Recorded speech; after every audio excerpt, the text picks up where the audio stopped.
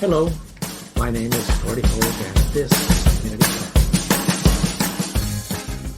Connect. Each of us has stories that help us to understand and to explain our world. I have been very fortunate to have met many interesting people who have had a positive, profound impact on our community and far beyond.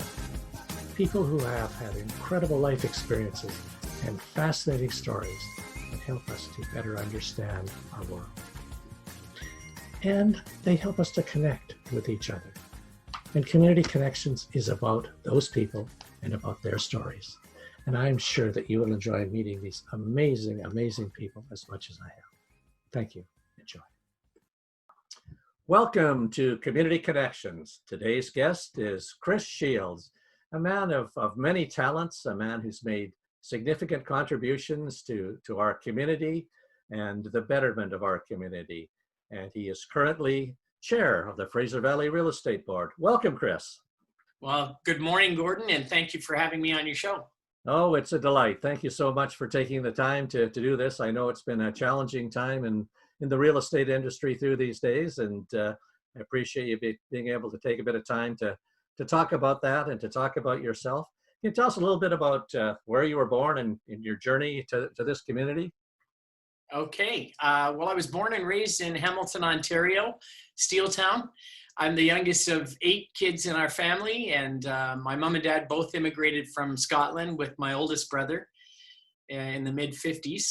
And I studied at Hill Park Secondary School, then I did some time at Mohawk College, Mohawk Community College in Hamilton. While I was studying at Mohawk in the childcare program, I went to the Second International Child and Youth Care Conference in Washington, D.C. And while I was there, I met some professors from UVic, and they have the only English-speaking degree program in child and youth care in Canada.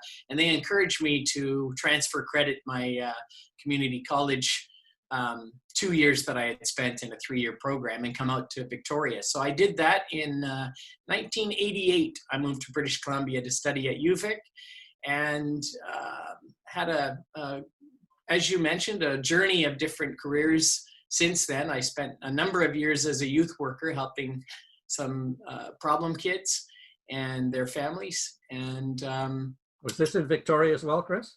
Yeah, Hamilton and Toronto, and then a little bit here in BC, in the Lower Mainland. I worked in a group home for at-risk youth, and I worked in different schools for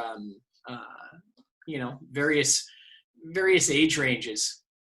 And dealing with everything from at-risk and autism and all the whole gamut. Yes, yeah. And then I found my way into real estate, and here I am, and I've never looked back. I love what I do. I'm a people person. I love people, and you get to meet a lot of really great people as a realtor. Some of our best friends actually started out as clients. Oh, yes.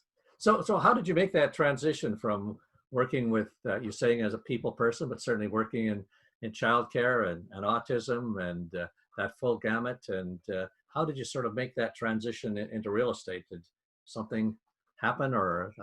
I think there were a number of careers in between that I dabbled in or tried out. I was a finance manager for a while in the auto business, and I just, I love to help people. I get that from my dad. He was very helpful, and I admired him and respected a lot of what he did as I was growing up. And so when I stumbled into real estate, it seemed like this is an opportunity for me to help people. And as I say, I've never looked back. Yeah, in many ways, I think it's not so much what we do, but who we are. And certainly the skills we talk about are skills that transfer to any time you're working with people and dealing with them in meaningful ways. So that's an interesting transition, but it's certainly consistent with your personality and your outgoing and positive nature. Yeah, I am a very social person, albeit now distantly so, which I find challenging in itself. But I do. I just love people, and I love to help people.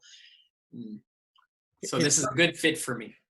And you talk a little bit about, and you did some work with the BC Royal Museum as well.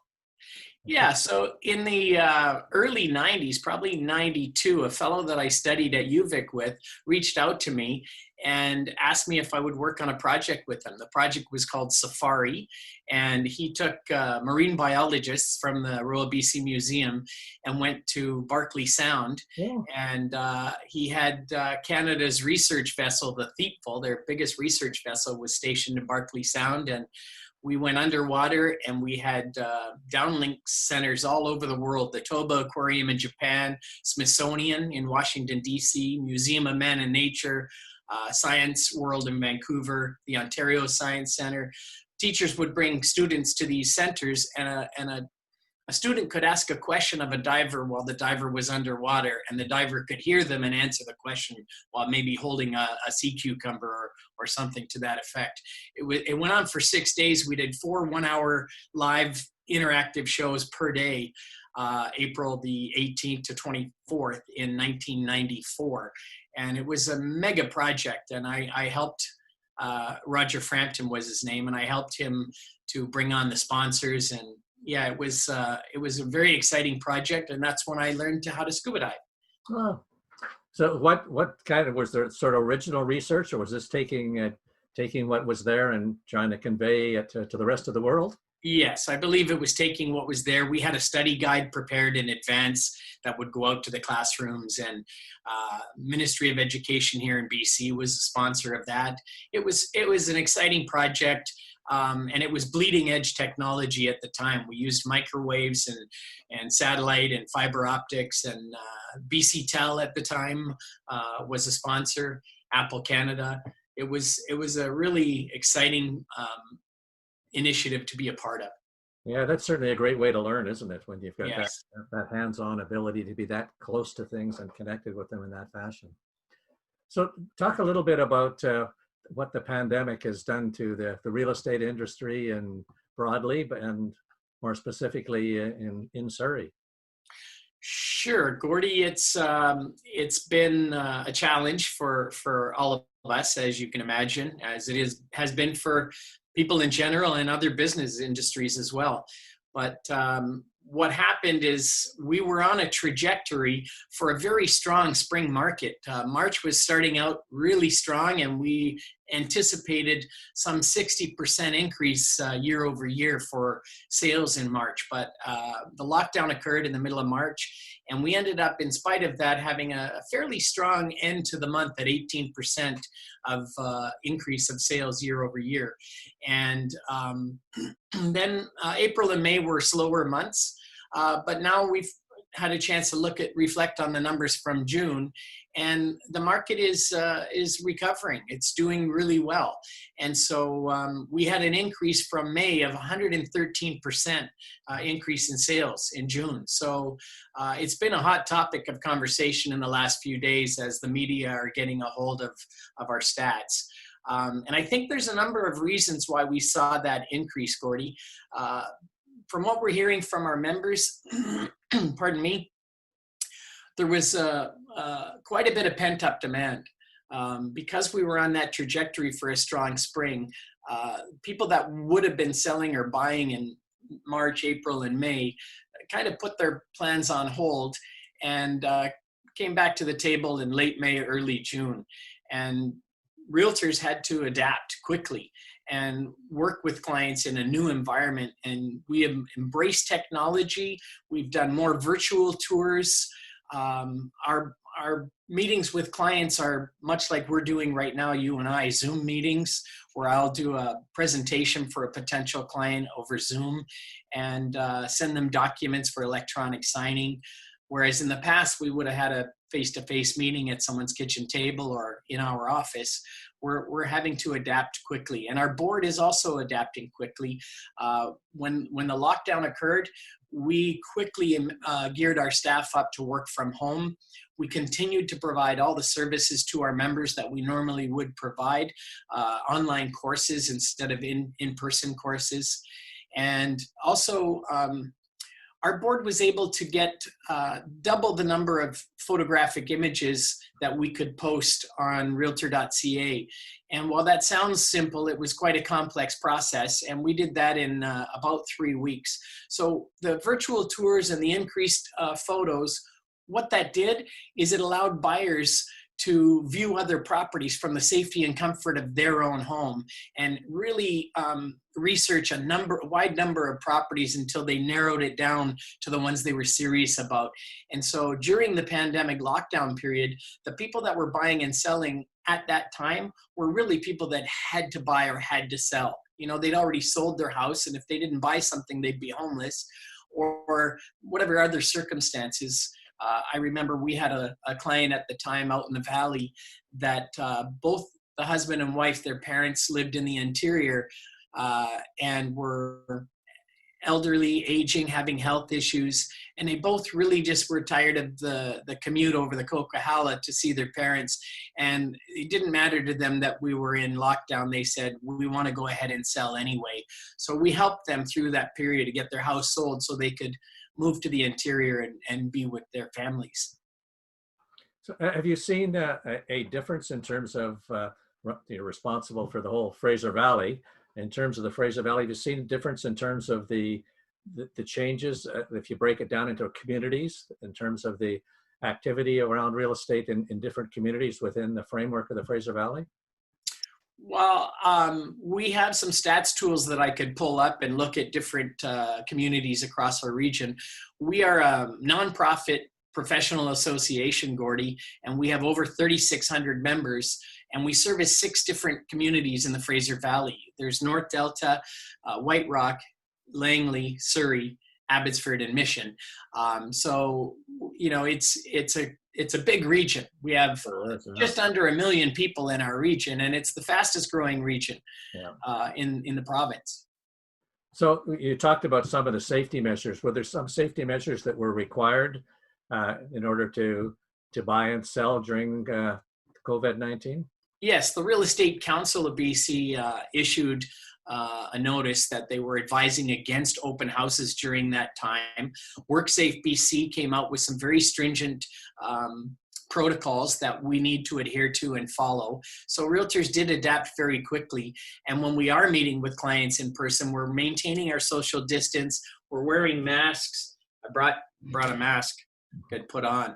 I had some oh, very nice. Had some made up with our logo on it. But yeah, we would provide masks for our clients, hand sanitizer, gloves. We would make sure that the sellers would prepare their property in such a way all the lights are on, all the doors are open, so we don't have to touch anything when we do enter, and we can leave and lock up. And we would advise our sellers, if that were the case, that they should wipe down any hard surfaces with Lysol wipes after the showing and so on. So, I mean, we were still able to provide the services that people need because the province deemed us a non-health related essential service. And so being deemed an essential service, there are still people that must buy or sell even during a pandemic, and we were there to help them through this process and guide them. Can you describe a little bit the roles and responsibilities of the Fraser Valley Real Estate Board and that context? You've referred to it as a nonprofit society and coordination, and can you talk a little bit about the roles of it? Sure. So the Real Estate Board, just as we as realtors guide and advise and protect our clients through the process, our board is there for the same for us members. Realtors in the Fraser Valley get their sold stickers from the board that they can put on their signs. They get their continuing education from the board so that we can maintain our professionalism. The board also manages a very complex database, our MLS system, very complex system, and the board manages that every day. And also they govern our Realtor Code of Ethics and our business practices. So we've got a wide range of services that our members get from the board, and the board serves us well. We rely on our board. As do individual realtors rely on the board, obviously, but to some degree, do you have any responsibility for any type of enforcement or any type of actions with respect to that? Yeah, so we have a professional standards department at the board. And so we have a number of staff in there that make sure they respond to any complaints from the public or from other realtors about the conduct of one of our members. And if something comes to their attention, a file would be opened, a business practices case would be open for that member. And then we have a professional conduct committee. Currently it's chaired by Mary Lou Leslie, who she's the past chair of the Real Estate Council. And the committee is made up of members of the board and staff, and they would do two things. They would do an investigation first by a separate part of that committee, and if necessary, there would be a hearing by independent other members that were not privy to the investigation part of it. So there's quite a process that goes on, and if necessary, the board can suspend the membership of a licensee if they deem that, or impose heavy fines and corrective educational courses that a member might have to take. So yeah, we do take our business very seriously, our role within the community, and we adhere to, CREA has a code of ethics, initially formed in 1913 and then adopted by the Canadian Real Estate Association in 1959.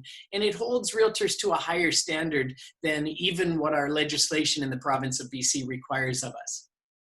So as you're taking over the position of chair, do you have some vision of what you wanted to accomplish during your term as chair? Well, I'm glad you should ask that, Gordy, because I'm a very passionate individual. I'm very excited about, and I take this role very seriously. One of the things that I had a vision for was embracing a celebration for our board. Next year we turn 100 years old, and most of the members, we're just very proud of the board and the work that the board does for our communities. And it would have been awesome to have a very big celebration next year. I was looking forward to producing the biggest conference and trade show in our board's history. All of this is on hold right now. So really, Gord, I'm not sure. At this point, I'm doing my best just to keep the services of the board up and running for our members and continue to provide them with the support that they need on a daily basis through this critical pandemic period.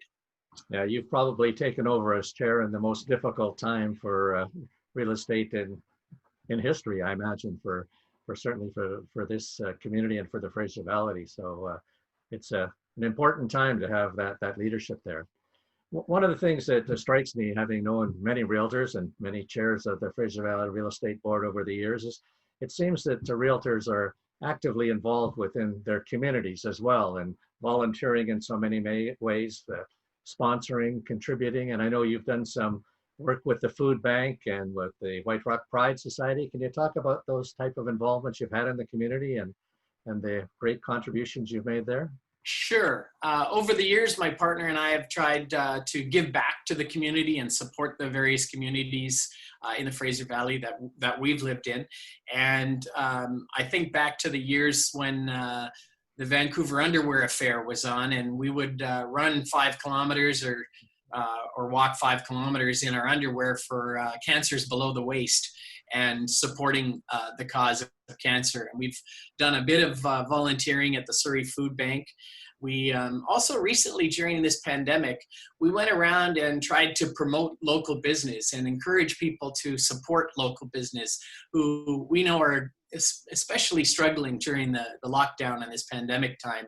So we put on a contest and went and visited a number of local businesses and gave away some gift cards and just tried to really drum up some awareness of with people that are in our social media following of how important it is to support our local guys and give back.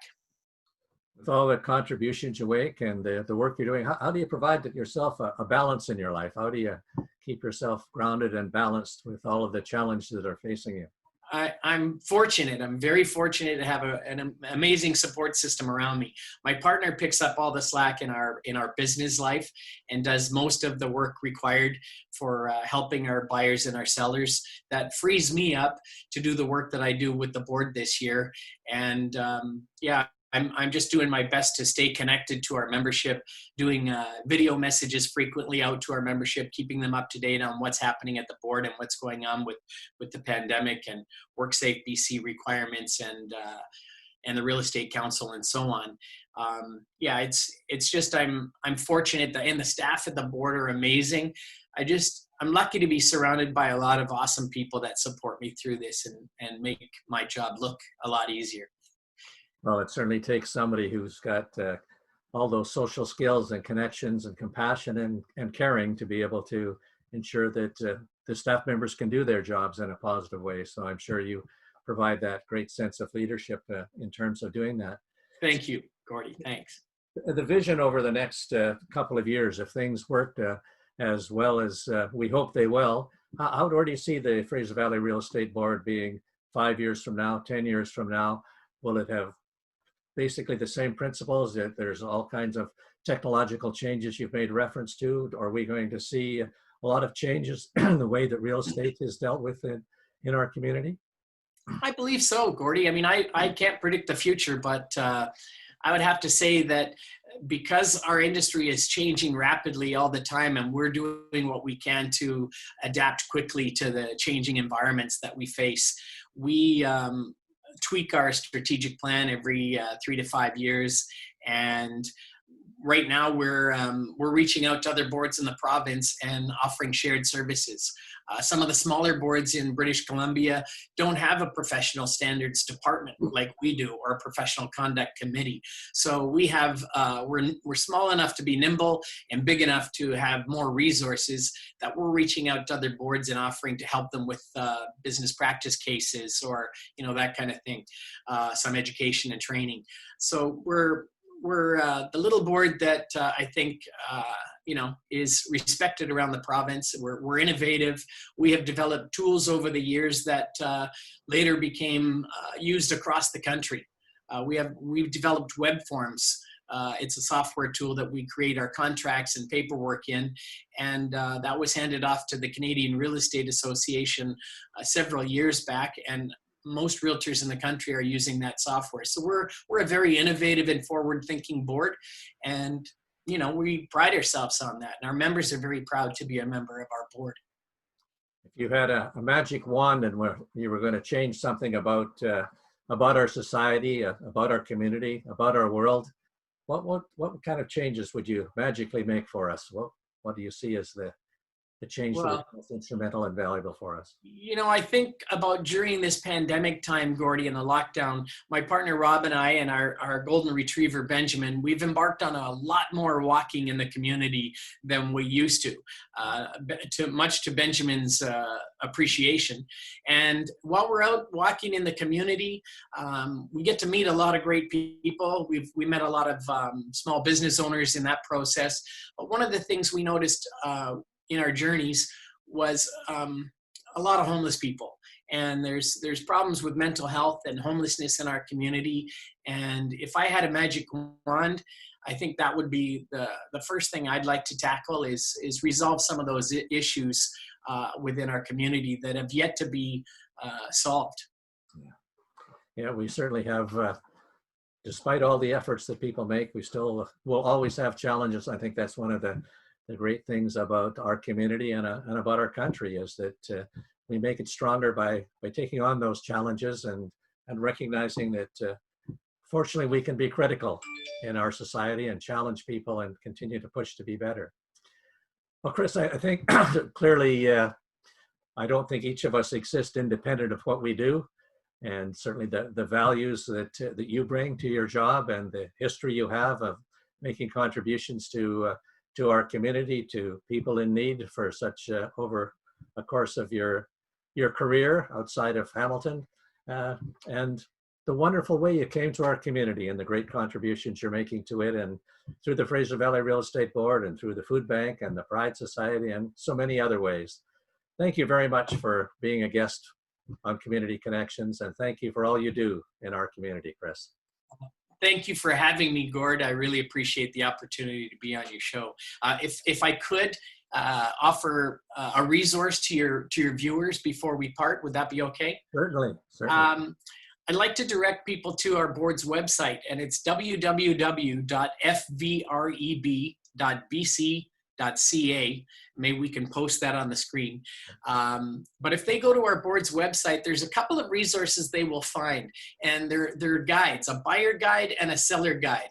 And they're chock full of information, valuable information and tips on how the consumer can navigate through the buying and selling process. They're free resources. They're PDF files that you can download pretty easily. And I'm very proud of, I got to be on the committee when those resources were built. And I think they're valuable options for consumers. So I just wanted to share that if you don't mind. No, not at all. Thank you so much again, Chris. Thanks for having me. Thank you. Thank you for joining us today on Community Connections. Please tune in to our next show as more amazing people share their wonderful stories. If you haven't already, please click on the red subscribe button below, right down there, and view our updates. Feel free to leave any thoughts or comments that you may have. We're always trying to do a better job of connecting this wonderful community. Thanks again for joining, and until next time, keep connecting. Thank you.